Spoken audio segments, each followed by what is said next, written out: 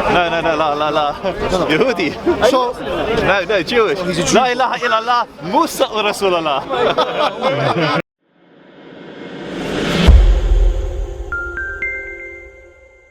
it's something every Muslim should know. Unfortunately, he has exposed the ignorance of many Muslims. And I think you wouldn't be ignorant. I think you'd get it right. That's why I wanted to ask you. He's right. What's the question? He will ask you, he will pinpoint where is Masjid Aqsa, and he will show you a picture of Dome of the Rock, and from the outside, from the from up in the sky. He will show you, and he will say, where is Masjid Aqsa? And many Muslims, half of Muslims, Jerusalem, said the Dome of the Rock was Masjid Aqsa, which is incorrect. It's ignorance. It's insane. Do you want to know the worst part? Do you want to know the worst part? And then when they go on the screen and ask the Jews where Masjid Al-Aqsa was, and all the Jews said Masjid Al-Aqsa. Okay, and you know why he does this? He's very clever. The reason why he does this, and correct me if I'm wrong, is to show that how can Muslims lay claim to a place they don't even know where it is. It's more than that. It's more than that. It's more than that. I had one person say he was willing to die to liberate Masjid Al-Aqsa, and he couldn't point to it on the map. Said you're going to kill yourself for building you can't even recognize. You're right. It's stupidity. I agree. So you're saying that every single Jew you show that? Not every single Jew, but more Jews than Muslims were able to point to Masjid Al-Aqsa. Because they're ignorant. That's it.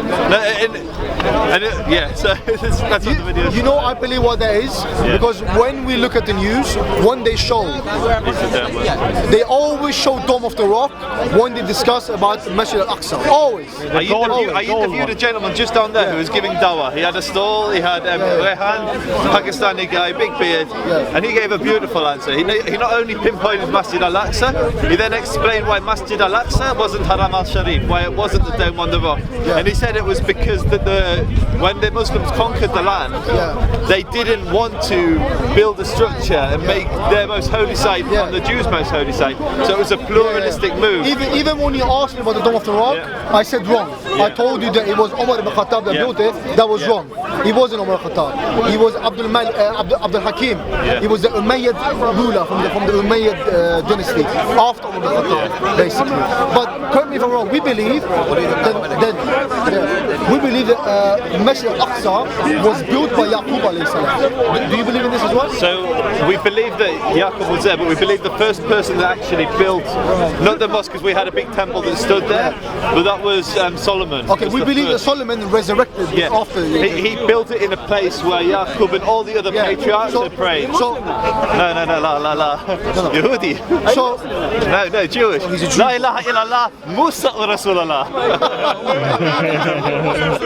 We say this well. We say this well. I love this. But so are you saying that you believe that Yaqub alayhi salam, because Yaqub came before Sulaiman? Yeah. So you don't believe that Yaqub built? He built an altar there, I believe, but not an actual temple. So it's similar what we believe. But yeah, it's very similar. It's been holy for a long time. Okay. So you believe that you have more of a right to this? No. I believe that it should. So at the moment, hundreds of thousands of Muslims pray on Har Bayt, which is the Hebrew for the Al-Aqsa complex. There's less than, I think, 30,000 Jews have been allowed to visit, and none of them are allowed to pray. And if the Jew prays there, it triggers, like, some poor old lady living somewhere in Israel is going to get murdered because some Jew had the audacity to pray there. I believe it should be open for all people to pray. Murdered by who, by the way? By terrorists. Because many people living within West Bank and Gaza, they see it as an insult to Islam for someone to pray there. Now, unfortunately, I think because even many rabbis, Orthodox rabbis, prohibit praying on the mountain. So there's a small group of rabbis. Big. I don't teach you about Islam. You don't teach me about Judaism. No, but I'm saying from my understanding, okay, you know more than me. But from my understanding, the Orthodox position of the rabbis is that you cannot pray on the Mount Temple until the Messiah returns. So there's a particular area where Jews aren't allowed to stand, and most opinions believe they understand the area where that is, and it's nowhere near, for instance, Al-Aqsa. So almost every Orthodox rabbi would say that you can pray by the Al-Aqsa Masjid, because we know that that's not where the Holy How about inside? You want to go inside as well? Inside? No, yeah, you should be able to pray. Inside? I believe a Jew should be able to pray anywhere. I believe it's absolutely outrageous that Jews can't enter Mecca or Medina. There are roads that Jews can't drive on in Saudi Arabia. In Israel, a Muslim can pray anywhere. Why do you want to change the status quo of something that's been in place for 1400 years? Why? Because I believe it's massively racist. It's what? It's bigoted, it's prejudiced. Because in Israel, there's over 400 mosques. Muslims are free to pray. In fact, Muslims can achieve anything they want with it. Not really, my friend. Okay, I'll give you an example. Bibi is banning the adhan. I'll give you an example. It's not a Muslim, but it's an Arab. An Arab Christian judge in Israel sent a Jewish prime minister and a Jewish president, two separate people, to jail. Like, there's complete equality in Israel. Muslims, Arabs are free to go anywhere. Really? On the flip side, I can't even enter Jordan and pray. So why is it that 8,000 Ethiopians were kicked out just last week? 8,000 Ethiopians? Okay, well, you didn't hear about it? Because the thing is, in media, they never tell you this. No, 8,000 Ethiopian Jews, are you saying, or just... 8,000, yeah, Ethiopian Jews. Were kicked out of Israel. Yeah. It's nonsense, my friend. It's not nonsense. There's yeah. Okay, let's go on the internet and have a look at this story. One question. As a Jew, as a British, did you do your service in Israel? No. Yes, you did. You said that. You say this to me every time. I said I learned in an Israeli yeshiva.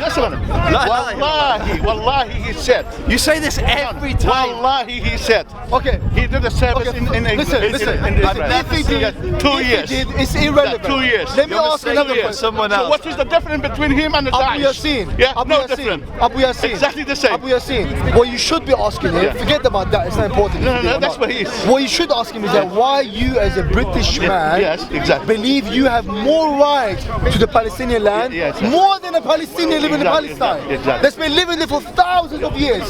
So I just want to clarify something. First, you've put words in my mouth, and then you've put words in my mouth, and I didn't say either of those things. That is a fact. Okay. That's a fact. Okay. 2 years ago, he did that. Yeah, I know. But okay, I'll be in the summer. No. There's been a miscommunication. Either I said something incorrect, or you misheard. So do you believe that the Jews have more right to Masjid al-Aqsa more than Muslims? I remember I see your face. At the moment, Masjid al-Aqsa is controlled by Jordanians. Forget Muslims, forget Jews. Well, it depends how you look at control. No. It's the Israelis that are preventing worshippers, Muslims, even entering the compound. So if that were true, there would be Jews praying there, and there would be more Jews there than there would Muslims. But the reality is, hundreds of thousands of Muslims pray there every year, and I can show you photographs of thousands of people on Eid praying there. And you said me above the age of 50. And you're above the age of 50. Irrespective of age, there's no Jews allowed to pray there. You're above the age of 50. Over 50, under 50, under 5, over 5, there's no Jews allowed to pray on Masjid al-Aqsa. But that's changing though, isn't it? No. You want to change that? I'd love to change. I believe anybody should be able to pray there. Even if it triggers a war, you want to change that? If somebody wants to kill somebody because they prayed in a site, that person is a lunatic. But that's what's happening right now. That's what these extreme settlers are doing. We settlers are killing people because Muslims are praying. Recently. This week alone? 6 months ago. How many? What are you talking? Say it again. How many they killed the Muslims inside the Masjid? Inside the Masjid? You tell me how many you believe in killed there. You're probably going to say thousands. No, I didn't say that. So let me give you the history. Why did they kill them? So let me show you the pictures from Masjid from within Masjid al-Aqsa. I'll show you the weapon stashes. I'll show you. Hardcore Zionists. Zionists. If I had the La ilaha illallah, ISIS. If you find this iPhone, don't worry, you'll know where to send it home. To see more videos like this, subscribe to Titans TV down below. Thanks. The greatest darky that bite with shark teeth and hate malarkey. Who you? The greatest heartbeat. Ancient Egypt is amazing. Did the Prophet Muhammad split the moon? Did he do it? No, with the permission of Sorry, did God split the moon? Yes, through him to show people. Yes. Did Muhammad fly into heaven on a white horse? Yes, sir. I said you seem like an intelligent man.